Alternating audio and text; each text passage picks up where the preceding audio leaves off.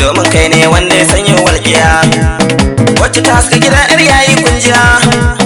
Hausa Fulani Entertainment ce gidan wasa yar yayi. Hausa Fulani Entertainment ce gidan wasa yar yayi. Yara da manya maza har mata gashi ya sani yan yayi. Yan mataye yan mataye yan mataye wasa.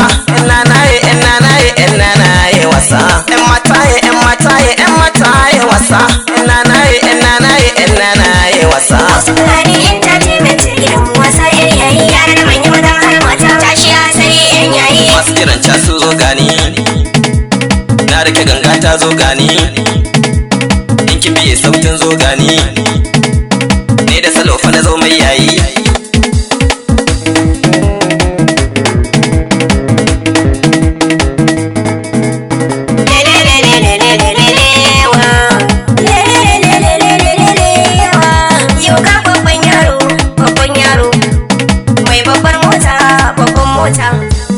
Hausa Fulani Entertainment ce gidan wasa yar yayi. Yara da manya maza har mata gashi ya sani yan yayi.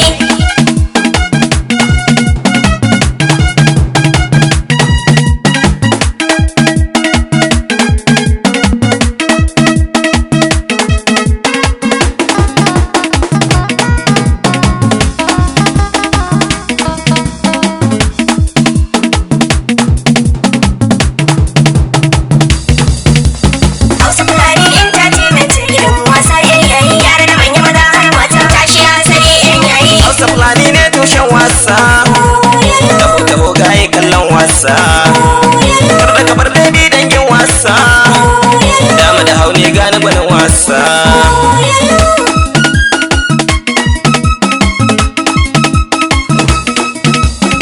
Dan yayi yar yayi mu ka sassauci sai kalla. Dan sanda sun kalla kaf jama'ar barak sun kalla. Kai kalla so kalla kare da kace tsufu ka kalla. Tashewa ai ajinu yake so kalla. Hausa Fulani Entertainment ce gidan wasa yar yayi. Yara da manya maza har mata tashi ya sani yan yayi. Ni da salon tako baby na ka biyo, na ga salon takon yan kallon sun biyo, ko a karan banta na zarce Mario.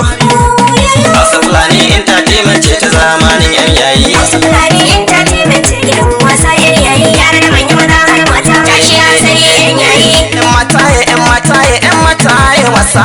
Yan nanaye yan nanaye yan nanaye wasa. Yan mataye yan mataye yan mataye wasa.